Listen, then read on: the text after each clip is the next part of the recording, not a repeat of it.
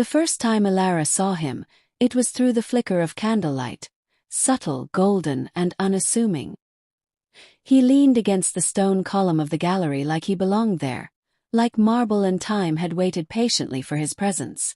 His name was Lucian. He wore silence the way others wore silk. Ilara had been invited to the private opening by an old professor, who remembered her love for Renaissance sculpture and forbidden things. The manor was old, tucked into the coastal hills of Provence, wrapped in ivy and stories. The scent of lavender drifted through open doors, and the sea sang faintly in the distance. She hadn't planned to stay long, until she noticed him. Lucian didn't speak to anyone, but his gaze brushed her skin like warm breath, first across her bare shoulder, then down her spine as she passed. No words, just eyes that traced her as though he were memorizing a poem in another language. Her body, it seemed, was a dialect he understood. Curiosity lit inside her like kindling. She found herself drifting into the same room again and again, pretending to study busts and friezes. She felt him nearby before she saw him. The air thickened, slow and warm, each time he was closer. Finally, beside a sculpture of Eros and Psyche tangled in marble embrace, he spoke. "You linger here often," he said, his voice low, deliberate. The kind of voice that lived beneath the skin. "I could say the same of you," Ilara replied, surprised by her own calm. "Are you watching me or the art?" Lucian smiled, slow and knowing. "Is there a difference?"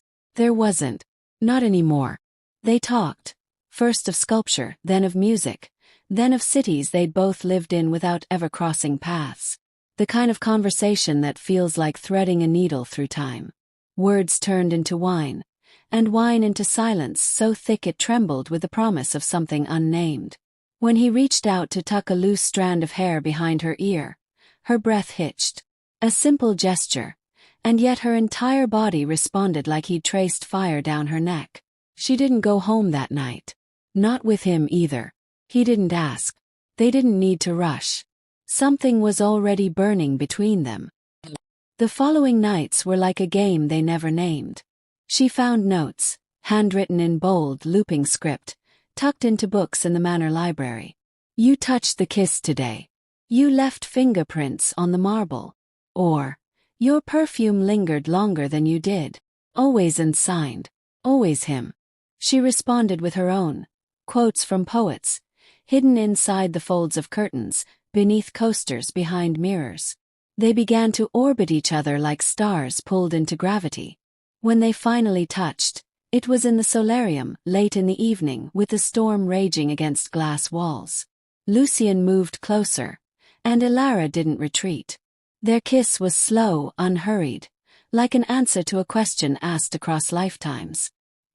His hands were warm against her back, and hers wove into his hair like she'd been waiting for the chance to do so her entire life.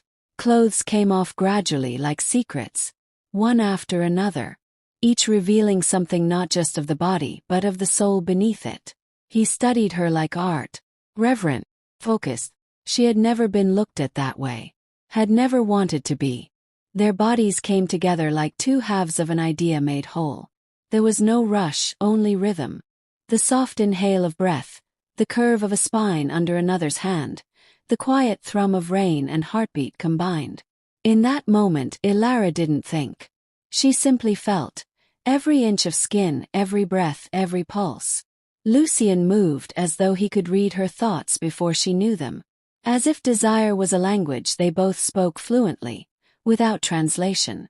When the storm passed, they lay tangled in warmth and candlelight. And in the silence that followed, he spoke the truest thing either of them had said. "I wasn't waiting for anyone, until I saw you." The morning after the storm, Ilara woke alone in a room she didn't recognize. The bed was carved wood, dark and worn smooth by decades. Pale light filtered through sheer curtains, the sea whispering its endless secrets just beyond.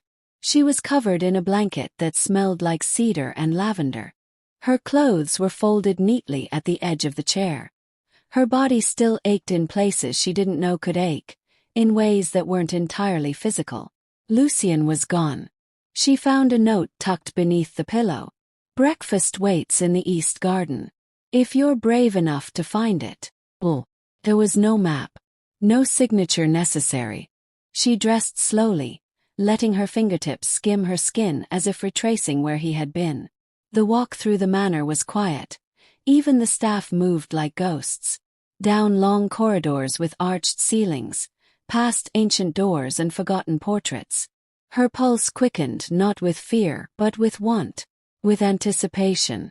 When she reached the garden, she found him sitting beneath an overgrown archway of wisteria. Sunlight filtered through violet blossoms onto the table set for two. He looked up from a book, his mouth curling in that maddening, deliberate smile. "You found me," he said. "I was hungry.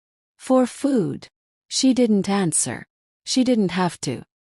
They spent the next week hidden from the world. Days unfolded like pages in a book only they could read.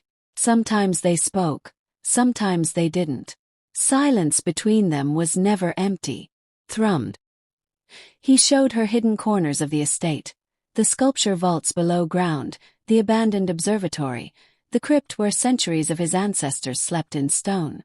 She learned Lucien had inherited the manor unexpectedly, from an uncle he barely knew. There were rumors, whispered histories. He didn't speak of them. She didn't press. At night, the heat between them grew bolder. They explored one another with patience and hunger. Lucien made love like a composer, measured and fierce, with moments of wild crescendo and aching restraint. Every touch, every breath, every whispered word in her ear made Elara feel like her body was no longer entirely her own. But she wasn't afraid. She was consumed. On the seventh night something changed. Lucien stood at the window, bare-chested, his silhouette glowing silver in the moonlight. Elara watched from the bed, sheet tangled around her legs, the scent of him still on her skin. "You said you weren't waiting for anyone until you saw me," she said. "But you were hiding something. You still are." He turned to her slowly, shadows carved into the sharp lines of his face. "I don't hide," he said. "I protect." "Protect who?" His gaze dropped for the first time. "You." There was silence. Then, slowly, Lucien crossed the room. He knelt beside her, hands resting on her thighs like an unspoken vow. When he kissed her this time, it wasn't fire. It was smoke, heavy and curling, trailing across her heart. He whispered into her skin. "There are things I haven't told you. And if you stay, you'll find them. Is that a warning?" "It's a promise." Elara cupped his jaw. "Then I'm not going anywhere." The next morning, she woke to the sound of a locked door. And Lucien was gone again. But this time so was the key. Elara tested the handle again. Still locked. She wrapped the silk robe tighter around her, bare feet whispering across the cold stone floor as she circled the room. The window was open, only slightly, but enough to let in the salt air and the slow, steady breath of the sea below. Lucien was gone. No note this time. No trace. On the desk near the window sat a book she didn't recognize. Leather-bound, ancient. Its cover bore no title.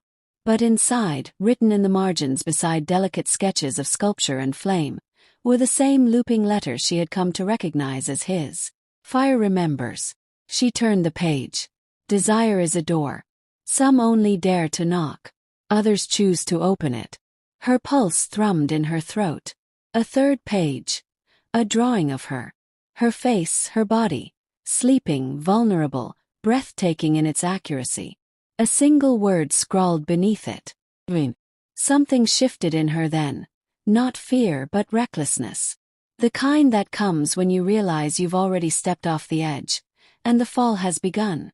Behind her the lock clicked. Slowly, deliberately. He turned. Lucien stood in the doorway, eyes darker than she'd ever seen them. Shirtless, barefoot, hair still damp from the sea. But his expression was unreadable. He held no keys. "I told you," he said, voice low. "This place doesn't keep secrets.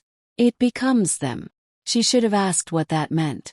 Instead, she walked toward him and let the door close behind her.